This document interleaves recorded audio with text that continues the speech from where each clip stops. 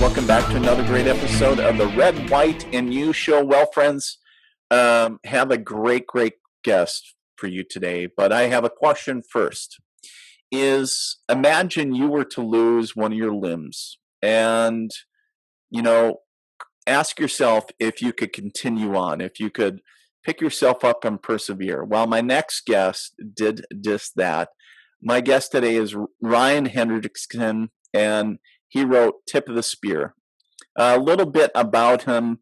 Ryan served some time with some of the SF units and overseas, and he's going to get into the whole story. I don't really want to blow the whole backstory, but Ryan, welcome to the Red, White, News Show.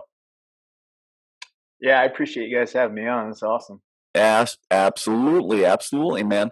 So share with the listeners a little bit about your background, kind of maybe where you grew up and stuff, but then like fast forward kind of, some of your time in the military up until now.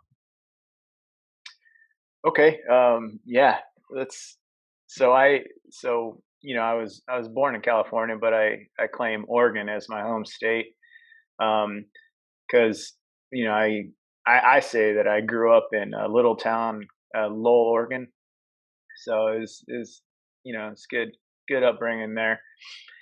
Joined the military, at 18 years old, because basically my dad said, if, you can't stay here, because if I let you stay, you're going to be that guy, pumping gas at a gas station, 40 years old, talking about, your senior year of high school football or something like that. He's like, he didn't want you going down the wrong path, did he?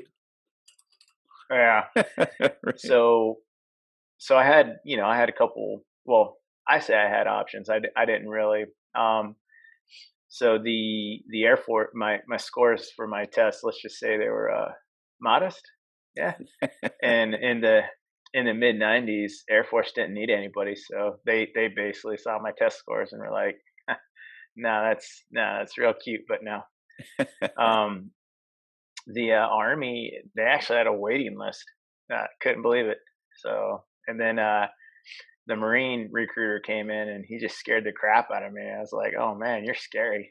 I don't want to be a Marine. You guys yell all the time and everything. So the Navy recruiter came in and he looked, he just had the pitch, you want to be a F-14 Tomcat pilot like Tom Cruise. You want to be a Navy SEAL like Charlie Sheen? Yeah. He's like, well, sign here. Yeah, that didn't really happen. So, so I plugged away 4 years in the Navy. Amazing time. That's where you learn basically what rough living is, living on board a ship. It's no joke, especially ships that were commissioned in the 60s. I'm sure it was. What was your rating? What did you do in the Navy? I was a bosun's mate. Okay, so pretty much anything they told you to do. Yeah, I chipped a lot of paint, put a lot of haze gray on the side of the ship. But yeah, I did a couple of deployments. I did a Westpac and a Med cruise, and it was awesome. I got to circle the globe on a ship and went to all these countries and experiences that you just can't recreate it. So right. The military provided that. Then I got out and basically tried my hand as a civilian, and the wars were kicking off again and everything like that. And so I don't know, I'm not good at the civilian thing. So I, my wife at the time, we had agreed upon the Air Force because she was in the Army and she didn't want me to join in the Army. So, so we had agreed upon the Air Force, and so I joined the Air Force, and I was an ammo troop in the Air Force, and I loved it. It was a great community. It was just very tight knit, especially our shop. But there was still something missing. Like I was just kind of like surviving, or sure. I was just kind of not surviving, settling. Sure. And but yeah, I wanted to. There's just something missing, and so I remember in Iraq one year, I had seen some of the Army Special Forces guys running around, and I ended up getting to talk with one for a little while, and he, I don't know, he just got the wheels in my head turning. And then when I got in a divorce, I went to the personnel office to update like my records for promotion or something. I can't even remember why. And there's this poster. It had half of a there was a guy in uniform, and half of it was Air Force uniform, and the other half was Army. It said blue to green, and I was looking at the posters. Huh. So I asked about it, and they're like, "Yeah, you can transition over to the Army." And I was like, "Oh, really? To do what?" They said, "I don't know. Go figure it out." So I was in a very weird moment in my life. Going through divorce and all the mental issues that come with that. And so I just needed to just bury myself into something. I needed to escape reality, and so I went to the recruiter, and 2 weeks later, I was transitioned over to the Army. Crazy, crazy. Yeah, So you've served in almost all the branches except the Marine Corps. Well, I guess the yeah, Coast those Guard, guys, if you consider that, but it's yeah, like, Marines, yeah. Marines. Those guys are tough. I was not tough enough for that. So how'd you get hooked up with the boys over at SF? Was that automatic? Did you go right to SFAS, or what was the deal there? Yeah, so I actually came in. I came to the Army under a 18 X-ray contract, Oh, and so basically that sent me, to infantry basic, jump school, and then pre-selection, selection, and then the Q course. And so it was, at that period in my life, it was perfect timing because, like I said, I was trying to run from all the stuff that I had just gone through, and I just buried myself into training. And yeah, it was just perfect timing because I had no distractions. The only thing I wanted to do was just train, so I didn't have to think about reality. sure, sure, sure. Hmm. That makes a lot of sense. So you get through selection. Um, you know, what then? Where'd you end up getting stationed? And So after selection, you got to go through the Q course. Q course is roughly 14 months long, and it's pretty well. It's extremely tough. Um, but once I graduated the Q course, I ended up getting stationed at 7th Special Forces Group, which was still at Fort Bragg at the time. But sure, we had, we'd moved down to Eglin, 2011, something like that. But yeah, so I ended up getting to 7th Group, and yeah, they were the next thing hopping back to Afghanistan, and so it was just it was a perfect time for me to get into kind of what I felt like I was missing in the military, and that was actually, to combat, I guess. right, right, right. Yeah. Okay. So take us through. So when you got injured, was that your first rotation to Afghanistan, or how many rotations had you made over there at that point? So when I got blown up, that was my first rotation as a Green Beret to Afghanistan, and yeah, it was. I mean, I think I was on like 5 months into the first rotation, Oh man. and boom, everything changes. Yeah. What so a little and obviously um so in the area that you guys were at, I know just reading the bio, right? And you were rescuing an Afghan soldier outside a mud hut compound, and it Mhm. was unclear area, and then you stepped on the IED with your right foot. Um, so kind of in what area of Afghanistan were you guys in? What province area? So we were operating between around the border area between Uruzgan and Helmand province, and we were Okay. right on the Helmand River. And so, if anybody that knows Afghanistan knows that that's a real bad area, super bad area. So, Yeah. and lots of IEDs. Absolutely, absolutely. Um, so take us a little bit through. So you have you lose your foot. Or basically you're left there with your foot dangling. Um, and then of course you get evac, right? Um, and Hmm. you had like 2 dozen surgeries. Is that correct?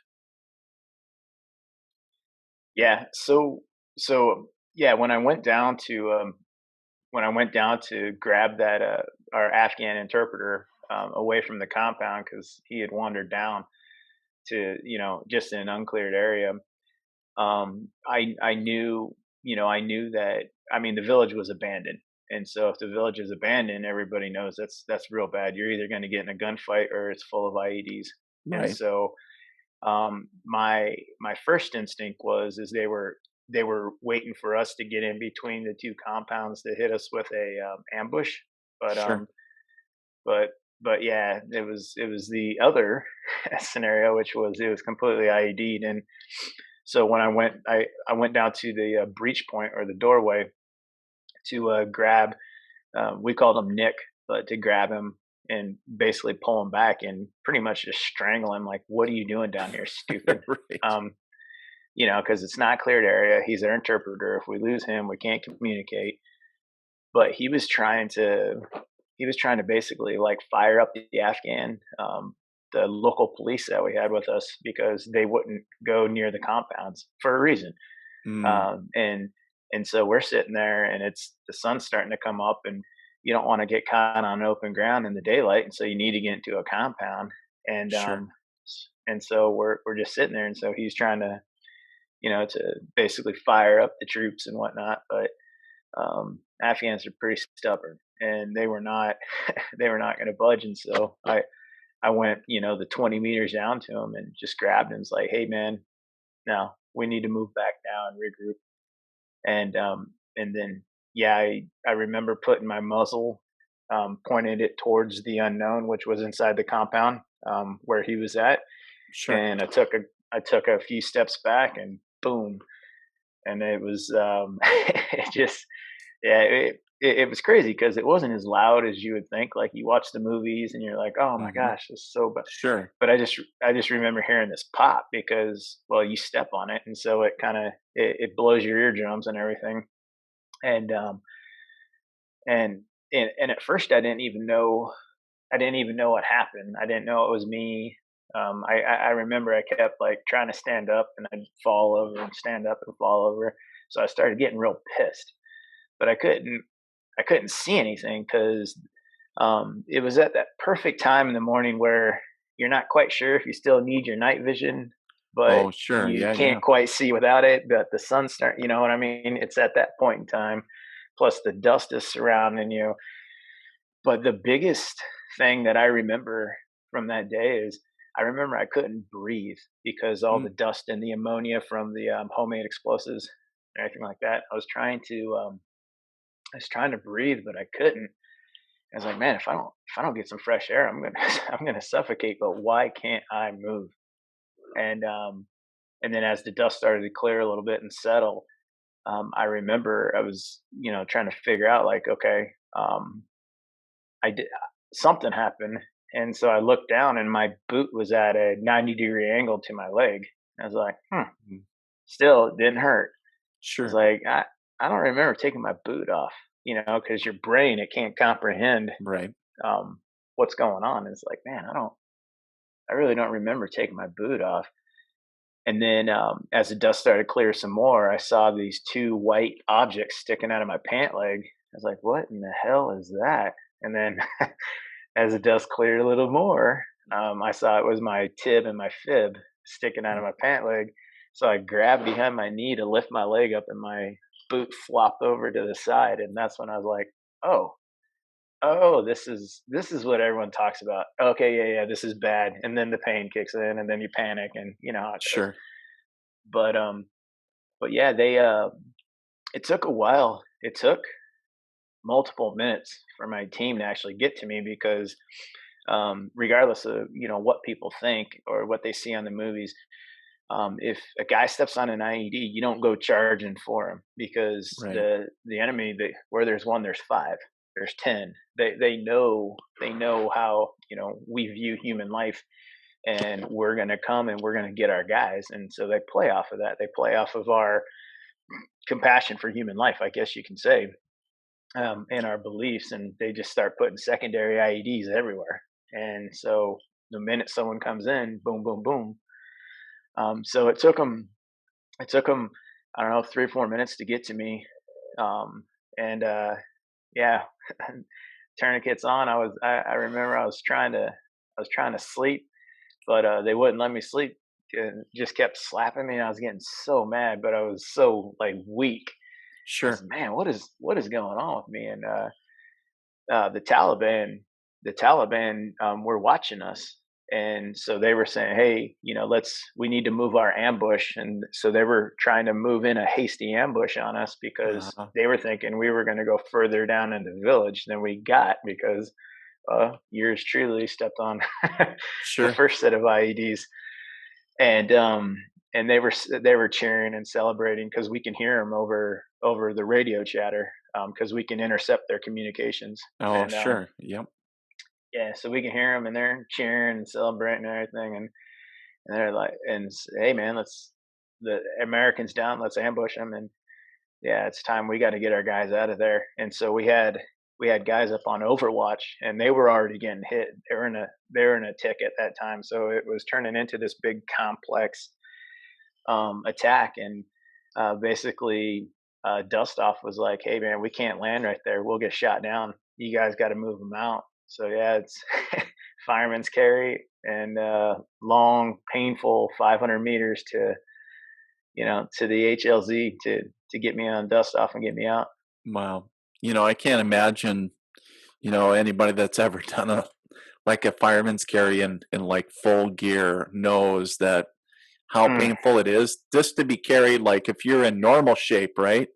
But hmm to be, in the condition that you were being carried, I can only imagine hmm like the pain that you usually have like a Yeah, oh shoulder or yeah, it something was jammed into you, and yeah, it was crazy, bad. crazy. So hmm you get evac'd out. hmm Take us from there. So they get you on a dust off. Yeah, so I get on Dust. I get on Dust Off, and I'm getting evac'd out, and they evac me to Terran Count TK is what we called it, and that was the first initial kind of set of surgeries, life saving, to get me stabilized, so then they could get me to Kandahar and then to Bagram. Um, so and TK, I remember hearing one of the nurses say, like, "Hey, he's in bad shape. We need to get him back, or he's not going to make it." And I remember thinking, like, if I can hear you saying all that, what do you mean I'm not going to make it? Like, I Right. can hear you, but I don't know, maybe shock or something like that. Who knows? And it's funny. Fast forward, uh, I don't know, like 6 years later, about 5 years later, I had ran into that nurse again, and so we got to talking about it, and I asked her, was I in bad shape, or did I just dream that up? She was, "No, no, no, you're pretty rough. We weren't sure, if you were going to make it through the surgery." It's like, oh. And I apparently my medic knew that too, because he had posted. He read a note. He had written a note on those write in the rain kind Sure. of, Yep. yeah. Notebook. Yeah. Yeah, he read a note and left it with him to give to me, and it says, "If you're reading this, you're alive." And so I was like, "Oh, okay." So, but yeah, they got me from TK to Kandahar to Bagram, and it all took. I mean, it was like 5 days in Afghanistan, which is pretty long to get a guy to Germany. Right. Usually, a guy is hopping pretty quickly to Germany, but I had issues, like stepping on an IED or something. I don't know.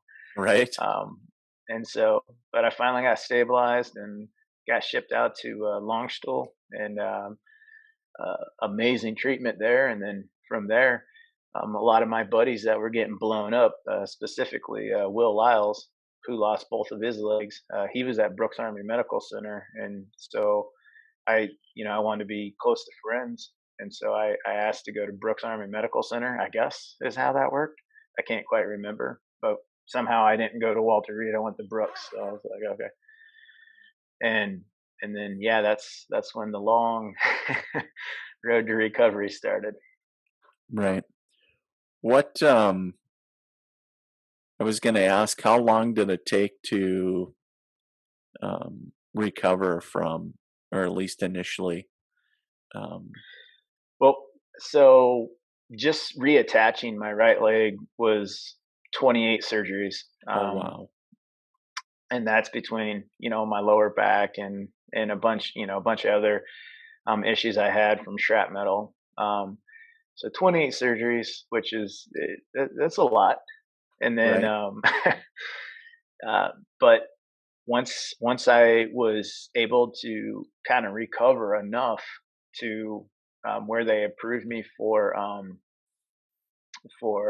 well, let me back up a little bit.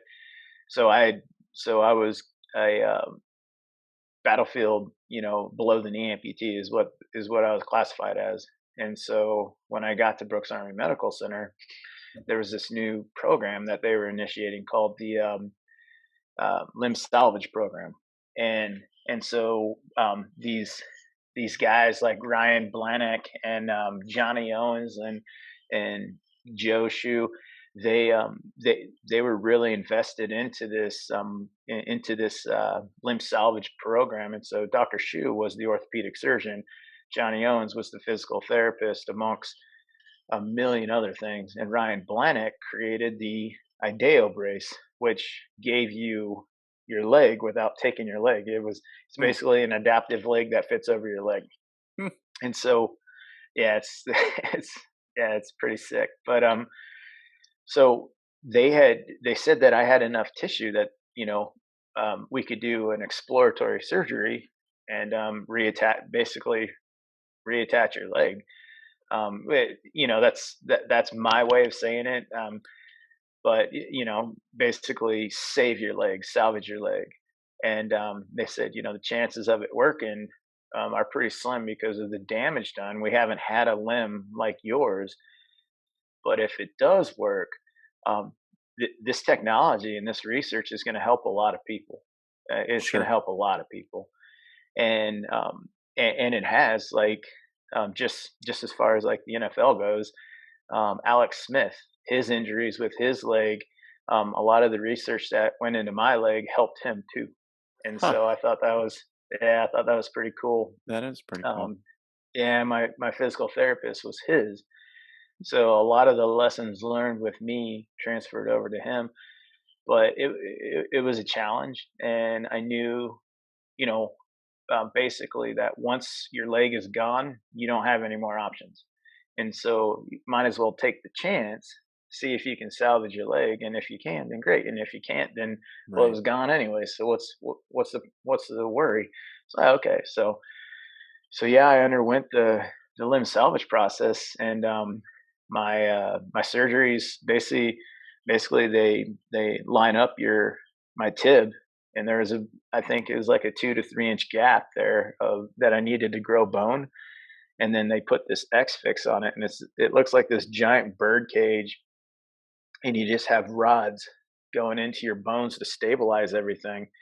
And I had rods going in each one of my toes because my foot had been blown in half, and Right. so they had to reassemble all that. I had, man, just rods going everywhere. Then they clamp them down so it can't possibly move, and they say the best way to grow bone is through friction and resistance, and that is physical training. And so I commenced just this personal beatdown of myself to try and get this thing to take. I was gonna say that, so here you are doing this physical rehabilitation, and Hmm. I can only, I can't even fathom like the amount of pain that you had to endure just to Like you talked about a personal beatdown, right? I'm sure it's like it Mm. was excruciating, I'm sure.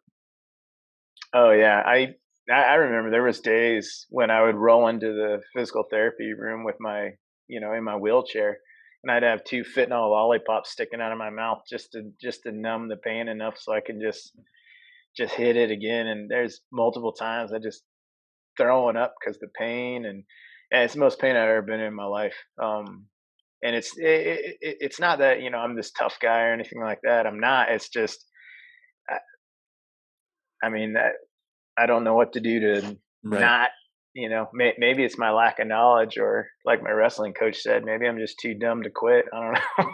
Well, I was gonna But ask you, what do you think kept on pushing you other than, "Hey, I don't wanna be, you know, stuck in a wheelchair the rest of my life," but, um, you know, what do you think that there is attributed to your that never quit? Because here you are, you talked about going through, you know, pre-selection, selection, Q course, all that great stuff.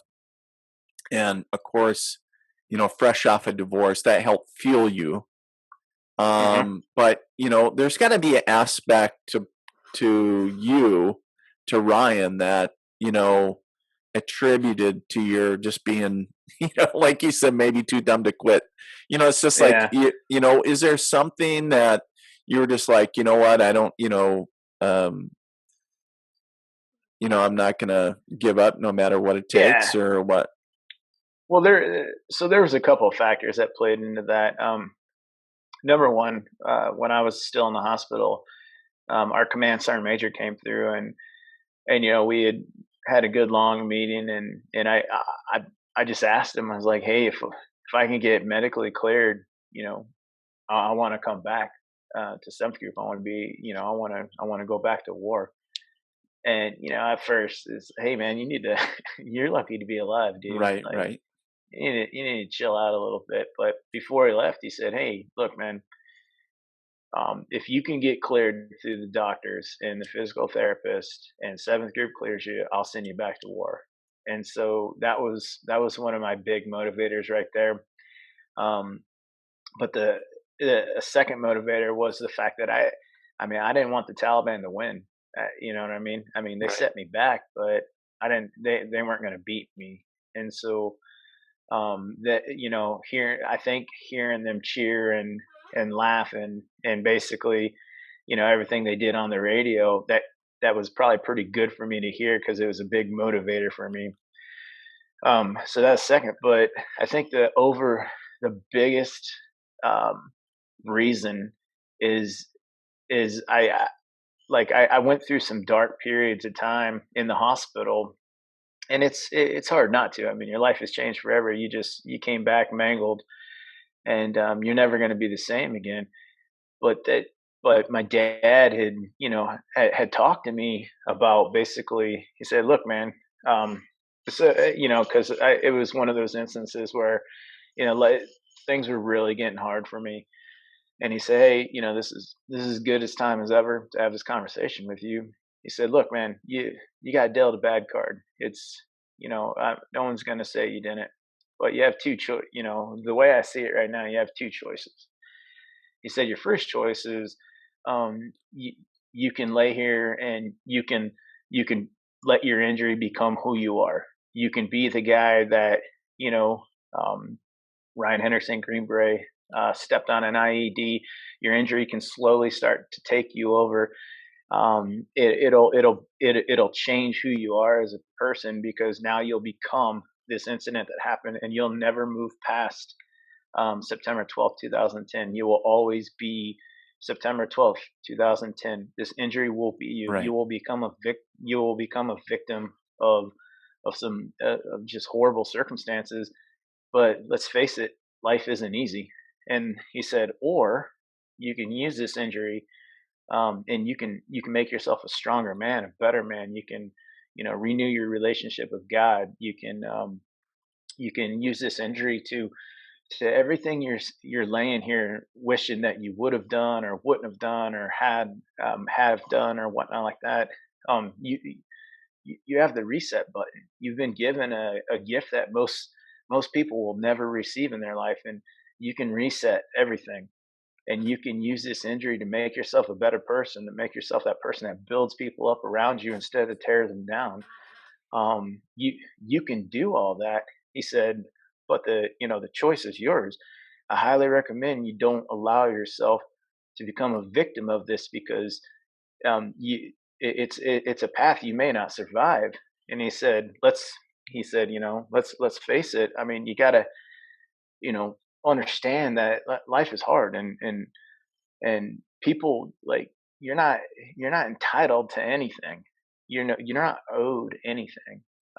Things happen the way they do because that's the way it happens. That's life. He said, you think you're the first person to ever get a catastrophic injury like this? You're not.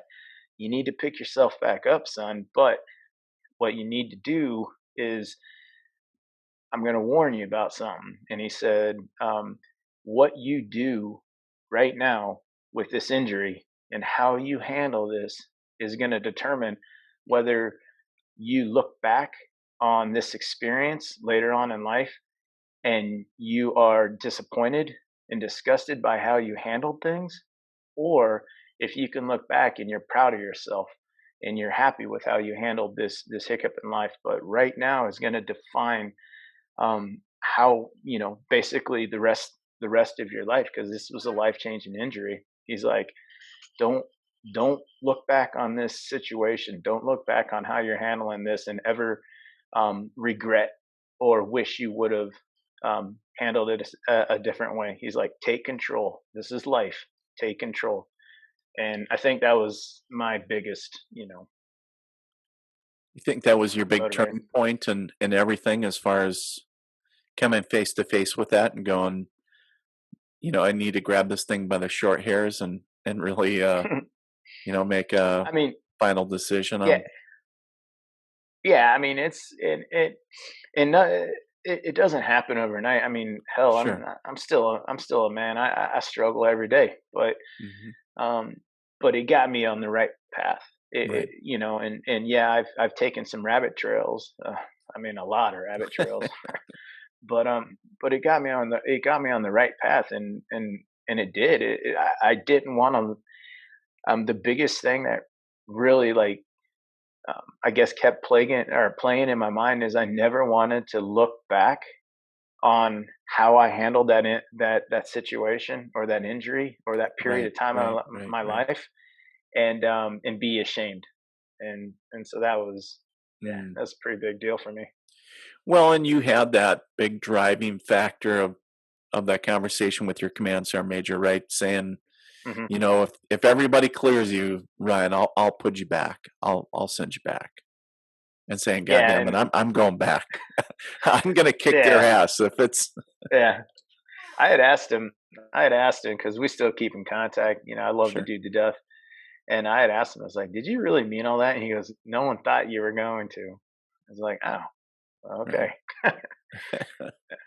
So so you have this maybe come to Jesus moment with your dad and, saying, and so you undergo this kind of new treatment and, you're navigating all that, but, you actually down the road, um, you actually got to the point of saying, "Hey, I'm to the point where, damn it, I'm coming back," right?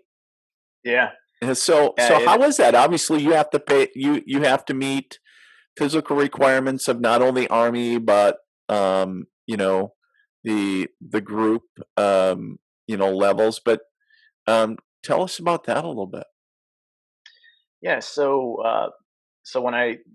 first of all, it is I was medically retired by the big army, but I had received the waiver to stay on active duty. They call it a continue on active duty waiver, or a COAD waiver. And so I received this waiver to stay on active duty. Um, but my goal was to go back to get back to Afghanistan. And so basically I had to get I had to rehab myself to a point to where I could be first was rehab so I can be released from the rehabilitation center at the Center for Intrepid in Brooks Army Medical Center, and then return back to my unit. And so that process right there, I just, I did. I went full full steam ahead and left nothing out, and to the point to where I had been talked to a couple times by people saying, "Hey, man, look, like we understand what you're doing. We understand that you want to go back, but right now we need to worry about your expectation management because um, if if this doesn't work out for you, because it's probably not going to, we need to make sure that doesn't crush you. You're not going to be a liability or Mm, something like to yourself, sure. mentally." And I know where they were going at. I definitely do, but it was still, for me, it was like, okay, well, thank you very much, but I'll keep doing what I'm doing. So I was able to rehab up enough in San Antonio to a point to where they would release me back to 7th Special Forces Group, and so I'm on this dead man profile. I can't you can't wear combat boots for you can't stand for longer than 30 minutes. And but at that point in time, they're like, well, we just spent a ton of money to train this guy to be a Green Beret, so we're going to get some money out of him. We could put him behind a desk. He can do a desk job, but I'm non-deployable and all this other stuff. It's called a dead man's profile. So Sure. basically, I um I I get back to seventh group, and my company's getting ready to go back to Afghanistan after the trip that I got blown up on.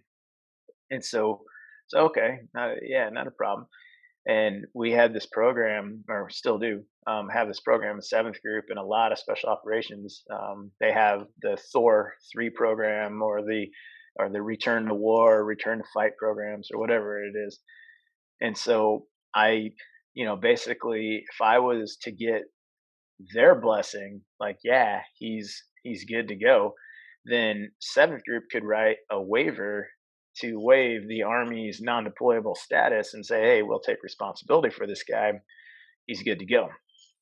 Um, and so I saw that all I needed was that sliver of light, and so I went full bore at the Thor 3 program, and I was tearing up guys that weren't even injured, to leave zero doubt in anybody's mind that I couldn't handle myself.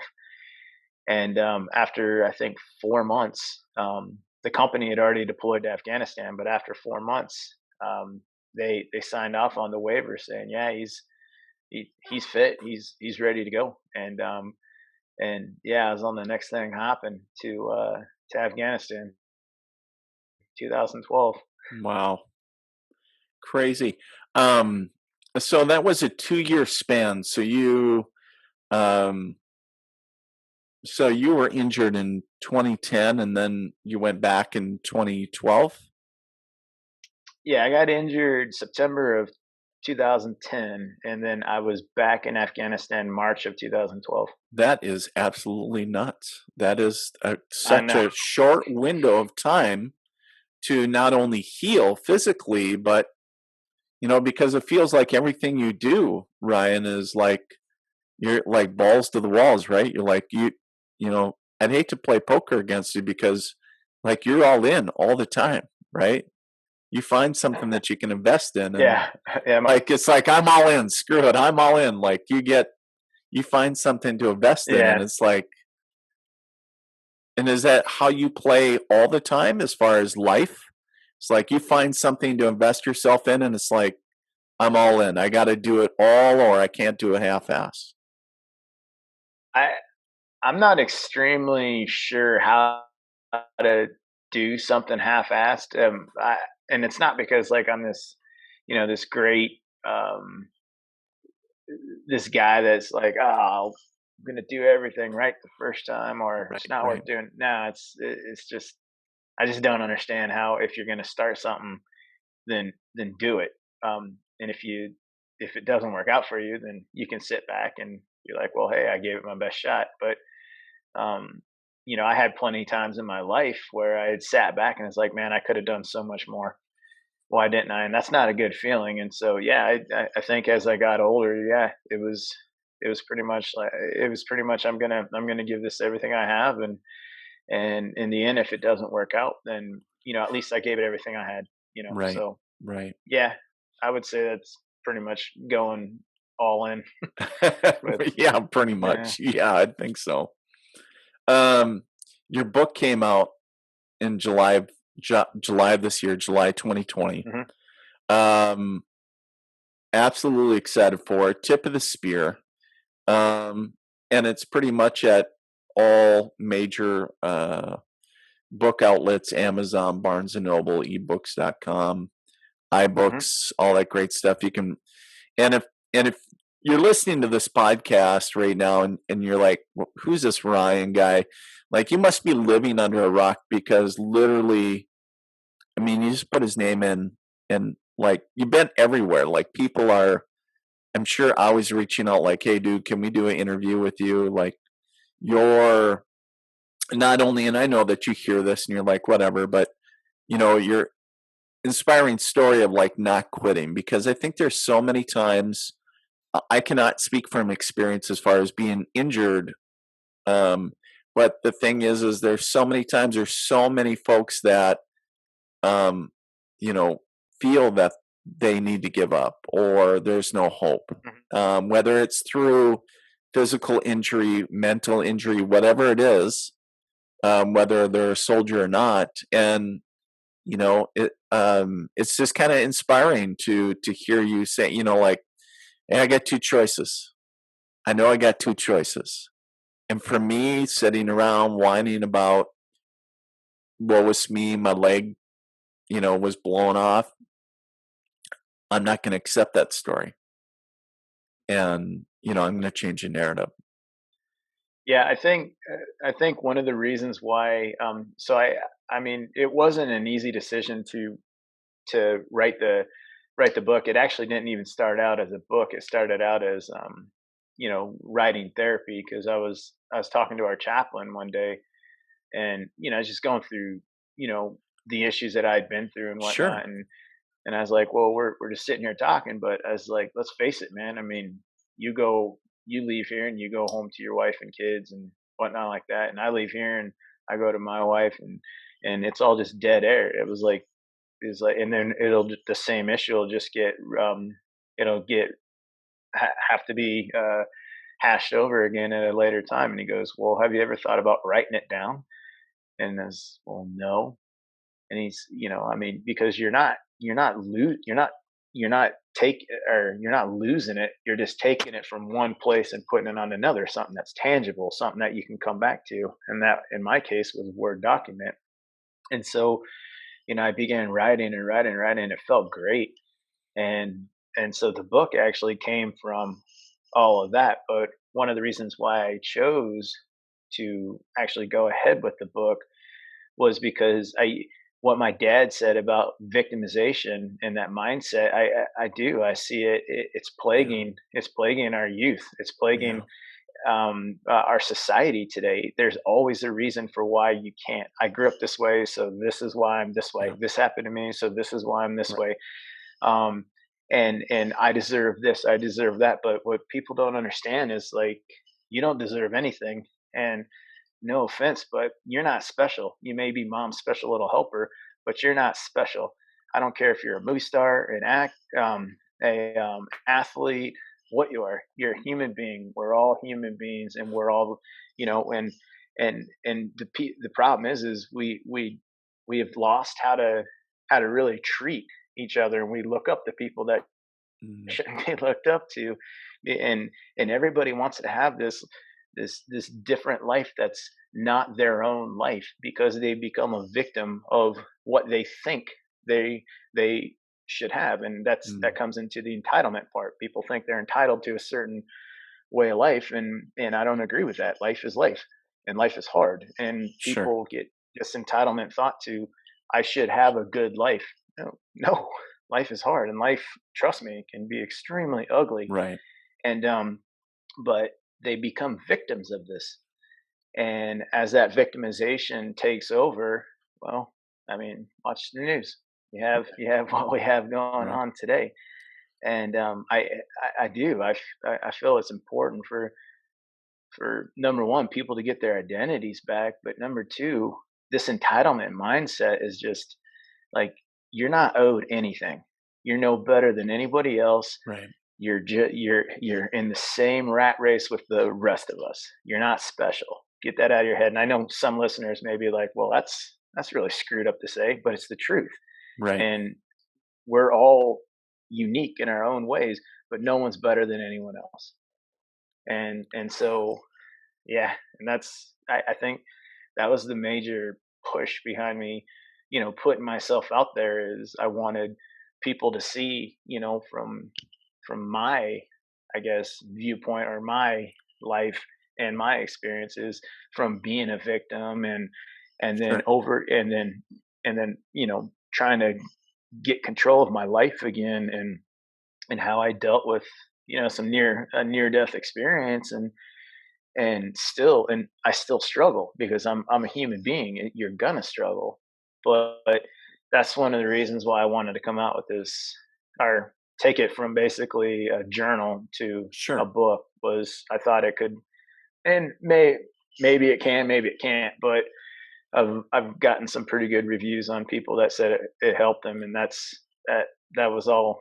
It's worth it. Right, right, right.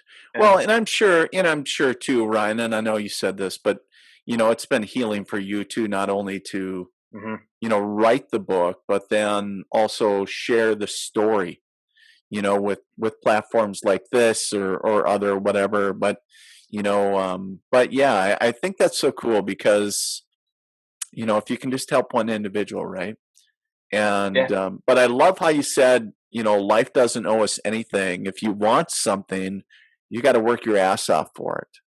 Hmm. It's like you can't just expect, oh, I want more money or I want XYZ, and saying, okay, now you know what you want, go get it. Go work Yeah. for it and do whatever it absolutely takes. And I think that's what your book symbolizes, is saying, not only serving in three branches in the military, but then coming so close to death and saying, okay, I was given a chance. And for whatever reason, I lived, and, but I didn't let my injuries define me, and I didn't let the situation define me. I'm not, and now here you are, I think, which is a testament to that. You went back to seventh group, you redeployed with them. You're out, correct? You're out of the army? Yeah, so with seventh group, I actually redeployed back to Afghanistan 5 more times, Oh, wow. and Okay. then yeah, and then this is my second time as a civilian contractor, Okay. heading over to Afghanistan. Okay. Nice. Mhm. Okay.